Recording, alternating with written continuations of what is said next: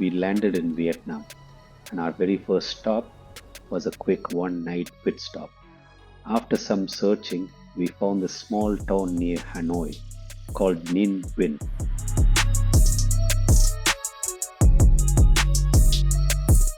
Now, we could have booked one of those same old run-of-the-mill hotels with the long, boring corridors, but then we bumped into this place. Visually, it just popped. So we booked it. We land at the stay. The ever-smiling hosts, in very polite broken English, tell us they can make dinner. But kindly, could you manage lunch outside?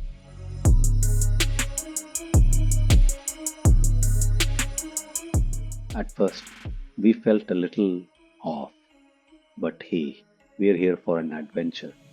We found this little roadside restaurant with a great view and this bamboo heart.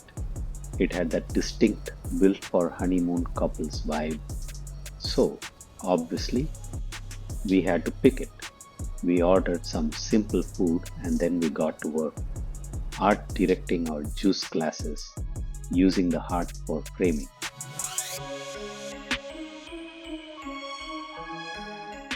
You could just see the confused, blank expression on the staff's faces. They looked at us like two people who had accidentally wandered into a quiet, romantic library and had just loudly asked the librarian, "So, what time does the disco start?" Just total, blank confusion.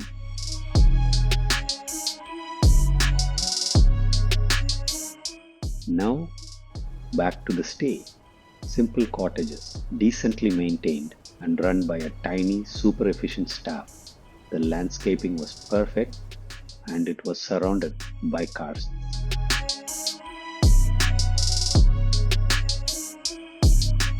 Alright, class. For those of you who weren't paying attention in geography, karsts are what you call this kind of landscape.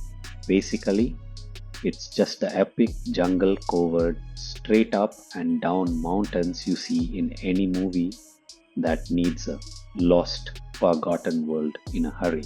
And as amazing as it was to look at these karsts from our room, just seeing them wasn't enough.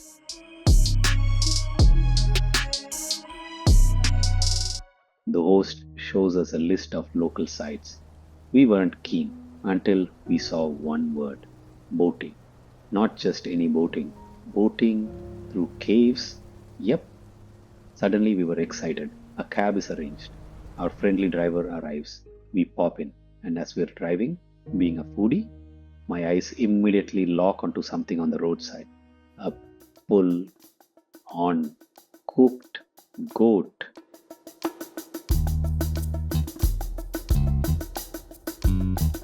Sorry, veggie fans.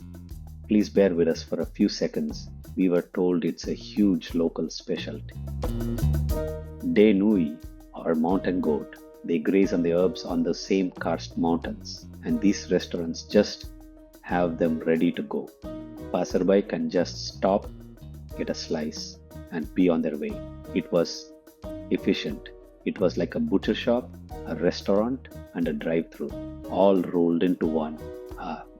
Goat-Thru, if you will.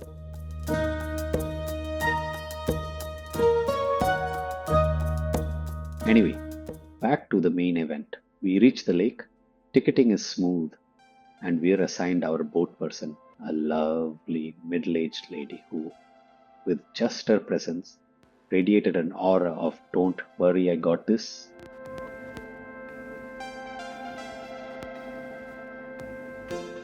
And then the magic starts to unfold.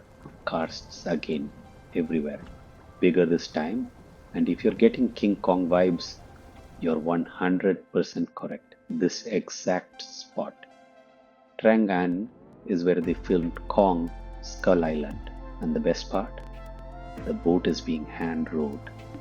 No unnecessary loud motorboat sounds. Just a quiet splash of the oars in the water. As the river narrows, we see what we came for. Caves. You don't just see them, You row through them. I'm going to try not to use artificial superlative words here. It is an experience. The visuals were okay. I am thinking of a word that isn't too superlative. Nope, that's taking too long. Let's just say it was peaceful.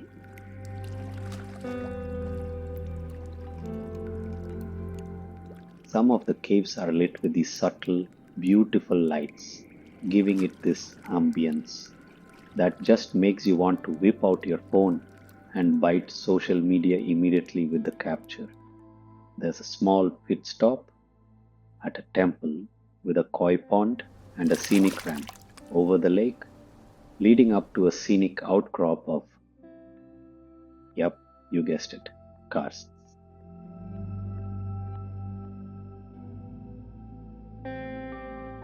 By the time I finish this video, the word karst is going to be permanently etched in your dictionary. The return boat ride back leads us through a tunnel full of brightly lit Chinese lanterns. We hitch our cab ride back to the stay. It was getting dark, and at first we thought the driver had made a mistake. We literally had to double check. It was the same simple stay we had left, but it had transformed.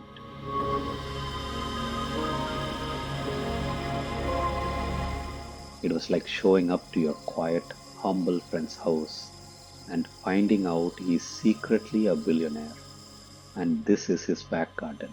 It was like the place had just swapped its simple daytime clothes for a full on designer red carpet tuxedo.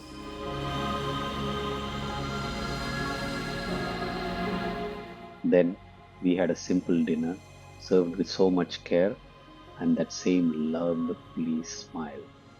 The whole place was just oozing with a hospitality you only expect at a high-end five-star resort. We quickly realized that Vietnamese hospitality is seriously underrated. Warm people. As long as you're polite, they will go to any extent to make you feel welcome. Language, not a problem.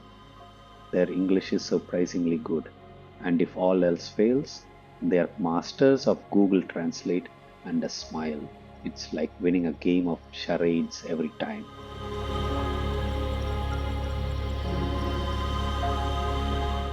Now, let me finish this beautiful episode with a hero's entry, the real climax. Our bold, our beautiful one-eyed cat. He just hangs around while you're eating, waiting for you to feed him in the cat way.